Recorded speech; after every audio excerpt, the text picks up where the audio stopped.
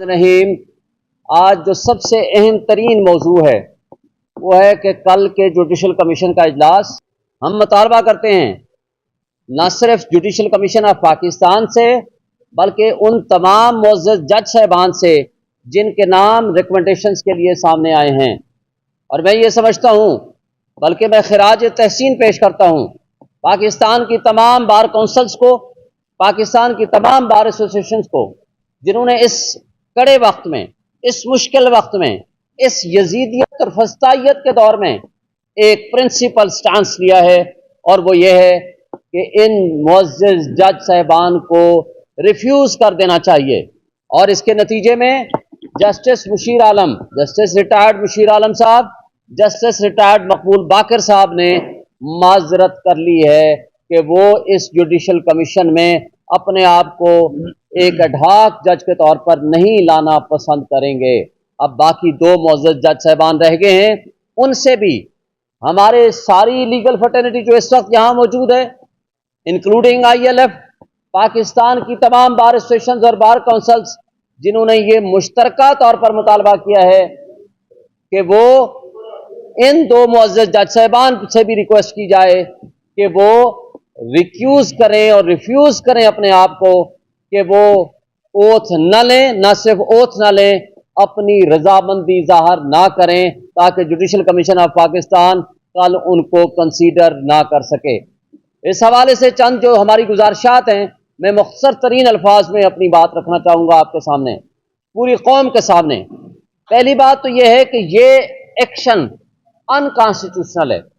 जब मैं कहता हूँ ये गैर आईनी इक़दाम है तो उसके पीछे क्या विज़डम है? वो आइन की आर्टिकल वो 182 है जो ये कहता है कि जब सुप्रीम कोर्ट में वांट ऑफ कोरम हो, यानी कोरम की तकमील होना मकसद हो। यहाँ तो 17 जजेस हैं अकॉर्डिंग टू दी एक्ट, 17 जजेस के 17 जजेस इस वक्त काम कर रहे हैं, और उनकी रिसेंट अपॉइंटमेंट हुई है कि 2 हफ्ते पहले 3 मुअज़्ज़ज़ जज साहिबान की, 2 लाहौर हाई कोर्ट से और 1 chief justice Sindh high court के, वो यहाँ ओथ ले चुके हैं, उन्होंने अपने फंक्शनिंग शुरू कर दी है। तो लिहाजा ये मूव इस वक्त गैर आइनी भी है और गैर कानूनी भी है। इसके ऊपर दूसरा मेरा नुक्ता जो एतराज़ है वो ये है कि इस वक्त रीसेंट जजमेंट आई है, आपको पता है, और उस जजमेंट के ऊपर जो रिजर्व सीट्स के मुताल्लिक है PTI के हक में, अब मुक्तदरा ने, उनके मनपसंद सहाफ़ियों ने या उन अशखास ने जो एस्टेब्लिशमेंट के करीबी तरीन तस्वुर किए जाते हैं, उन्होंने शोशा छोड़ना शुरू कर दिया है कि ये जजमेंट इंप्लीमेंट नहीं होगी। क्या पाकिस्तान में आईन नाम की कोई चीज़ है? क्या कानून नाम की कोई चीज़ है? क्या इंसाफ के जो पिलर्स हैं, जो पिलर्स ऑफ द स्टेट हैं, जो सुप्रीम कोर्ट ऑफ पाकिस्तान है, क्या उसके फैसले की इस तरह धज्जियां उड़ाना, उनकी तज़हीक करना या मजाक उड़ाना, या ये सामने सब पब्लिकली ये कहना कि हम इसको जजमेंट को इम्प्लीमेंट नहीं करेंगे या जजमेंट को इम्प्लीमेंट नहीं किया जाएगा, तो क्या ये तौहीन अदालत नहीं है?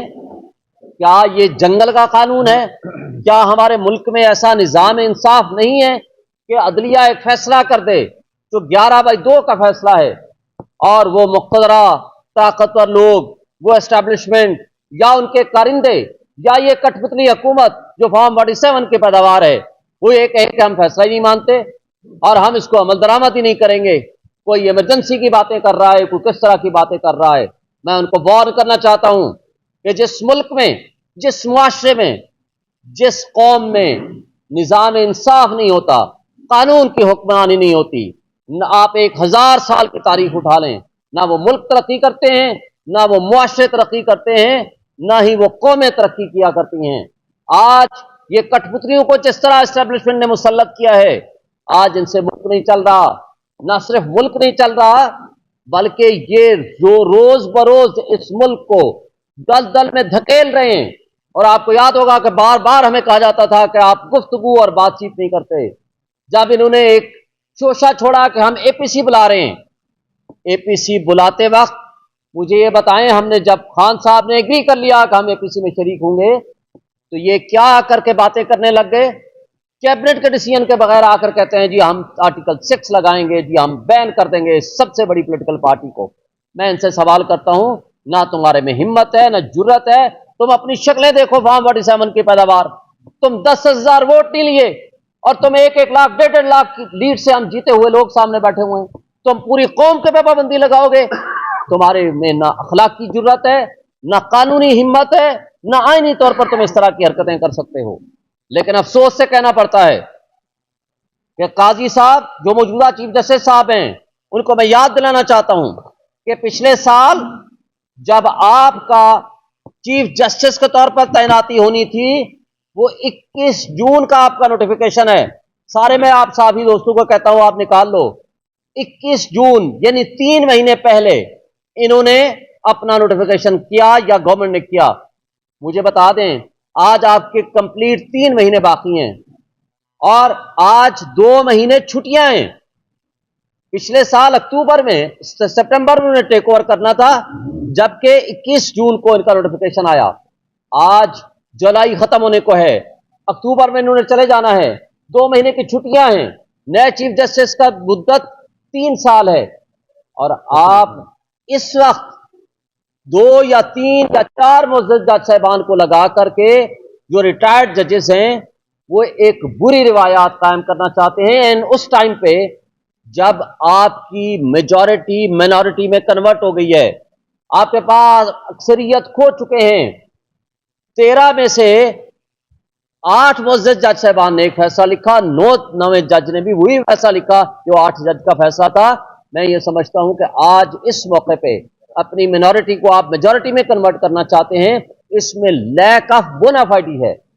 इसलिए आपकी नीयत सिर्फ मुकदमात का खात्मा नहीं है बल्कि समथिंग और है। और मैं ये समझता हूं कि इस मौके पे अगर कोई फैसला करना है इस हवाले से कि वाकई मुकदमात को ख़त्म करने के लिए आपने लगाना है, तो फिर नए चीफ जस्टिस साहब को आने दें, वो ओथ ले लें। वो अगर ये समझेंगे कि इन जज साहिबान के साथ इन मुकदमात का फैसला नहीं हो सकता, तो फिर वो जो फैसला करेंगे वो आइन और कानून को सामने रख के वो फैसला किया जाएगा। इसी तरह मैं आपसे एक बात और कहना चाहता हूं कि मुझे ये बता दें कि आप रिटायर्ड जजेस को ट्रिब्यूनल में भी लगाना चाहते हैं, रिटायर्ड जजेस को आप सुप्रीम कोर्ट में भी लाना चाहते हैं। इस तरीके से सुप्रीम कोर्ट को तकसीम किया जाएगा। यह निज़ाम इंसाफ में सबसे बड़ी रुकावट पैदा होगी। इसका नुकसान हमारे सुप्रीम कोर्ट को भी होगा, निज़ाम इंसाफ को भी होगा। और इस वक्त जो हमारे फॉर्म 45 की 6 महीने से पिटीशन पेंडिंग है, मैं अफसोस से कहना पड़ता हूं आज तक एक पेशी नहीं लगी। हमारी पिटीशन जो सुप्रीम कोर्ट में ह्यूमन राइट्स वायलेशन की पेंडिंग है, इमरान खान साहब ने भी कहा, लेकिन वो अभी तक नहीं लगी। और इसी तरह 9 मई के हवाले से जुडिशल कमीशन बनाने के लिए हमने पिटीशन लगवाने की गुफ्तगू की, रिक्वेस्ट की, वो अभी तक नहीं लग पाई। तो क्या हम ये तसव्वुर कर लें कि गवर्नमेंट का कोई मैटर आए या कोई भी एस्टेब्लिशमेंट के फेवर में आने वाली कोई भी जैसी चीज हो, उसको तो फौरी तौर पर लगा दिया जाए, मगर जो जेन्युइन अवाम का फैसला है, अवाम के मैंडेट का फैसला है, अगर उसका मैटर आए तो वो कई कई साल वो ना लगाया जाए। इससे तासुर मिलता है कि नए मुअज़्ज़ज़ जज साहिबान को लाने के बाद इस तरह के मुकदमात का फैसला किया जाए ताकि पीटीआई और मुल्क की सबसे बड़ी जमात को नुकसान पहुंचाया जा सके। और ये इसके पीछे मोटिव है। मैं ये समझता हूं कि इस मोटिव के साथ, इन टाइमिंग्स के साथ, इन हालात में इन मुअज़्ज़ज़ जज साहिबान का किसी भी लिहाज से तकर्रुर आईनी भी नहीं है, कानूनी भी नहीं है, और ये ना इंसाफी पे मबनी भी होगा। और आखिरी बात, इलेक्शन कमीशन को इसके बाद मुस्तफी हो जाना चाहिए फौरी तौर पर, और उनके खिलाफ एक्शन लेना चाहिए जिन्होंने सुप्रीम कोर्ट की जजमेंट को मिस इंटरप्रेट किया है। और उसके बाद इमरान खान साहब ने कह दिया है कि काजी ईसा साहब उनके केसेस न सुने, बिकॉज उनकी वाइफ मोहतरमा वो इमरान खान के खिलाफ न सिर्फ लिखती रही हैं, पिटीशंस फाइल की हैं, और सुप्रीम कोर्ट का फैसला एक तरफ है। लिहाजा आइन और कानून और इंसाफ के तकाज़ों के तहत उनको अब बाइज्जत रिटायरमेंट लेनी चाहिए, ना कि इस तरह के डिस्प्यूटेड फैसले करने चाहिए। शुक्रिया। तो इश्तियाक साहब।